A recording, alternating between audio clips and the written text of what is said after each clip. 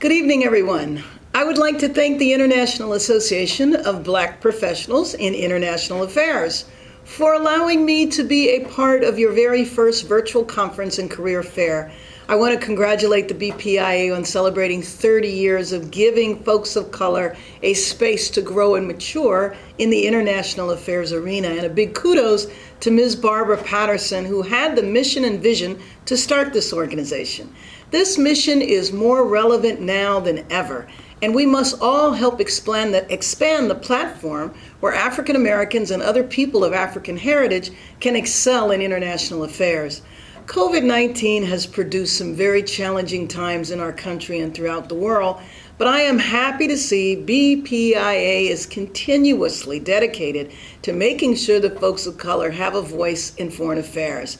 I appreciate being here along my dear friends, Ambassador Andrew Young, Ambassador Tibor Nagy, and Flory Lesser, who have dedicated their lives to diplomacy, development, and trade, and making sure young people have a voice in international affairs.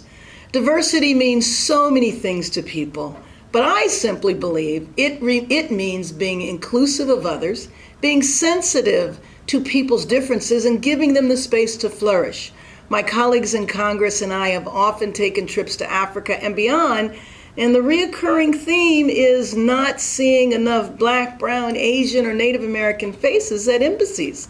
The Foreign Service and International Affairs community writ large should be a microcosm of our country, a very diverse set of people with different ethnicities, genders, backgrounds, and cultures, but sadly it's not.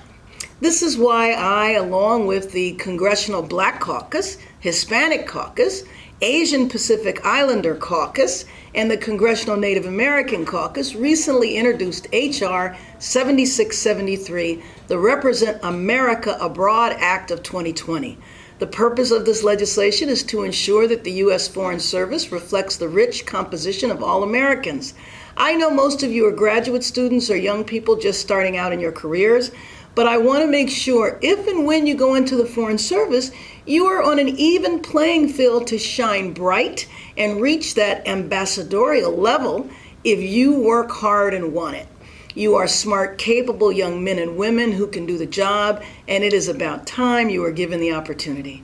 I know my colleagues on the panel know the glaring statistics, but according to the American Academy of Diplomacy, out of 189 ambassadors serving overseas today, there are only 3 African Americans and 4 Hispanic career diplomats. This must change, and given where we are in this country, we know that the time is now. My colleagues and I want this legislation to increase the diversity of personnel by identifying, attracting, and welcoming highly qualified external mid-level professionals who are willing to bring their outstanding talents and experiences to the Foreign Service. We need you here. Whether you go into the Foreign Service at the State Department or USAID, or work on U.S. diplomacy or development, or work on international trade or entrepreneurship, your skills, fresh ideas, and new outlooks are desperately needed at this time to help restore U.S. foreign policy to its rightful place in the world. There are other career paths besides Foreign Service, including multilateral organizations such as the World Health Organization, the United Nations, and the World Bank. We should not leave the World Health Organization out, especially during a pandemic, or withdraw from the United Nations when human rights atrocities are being carried out globally, peace and security are threatened, and people are risking their lives to cross borders just to protect and provide for their families. As your very capable panelists talk to you about a potential path in foreign affairs or how to navigate your way to the senior ranks, I want you to think about how you are going to chart your career path and what makes you interested in service. While I came to Congress to represent my district in California, I'm also a member of the Foreign Affairs Committee, where members of Congress create foreign policy legislation and conduct oversight of the State Department and USAID. Who knows, one or more of you might have my job one day as chair of the Congressional Black Caucus and the Africa Subcommittee. I thank you for your time, and I'm grateful for the opportunity to speak with you for a few minutes. I look forward to seeing many of you down the road as future diplomats, ambassadors, and entrepreneurs, helping shape U.S. foreign policy and taking us to new heights. Thank you so much for your time.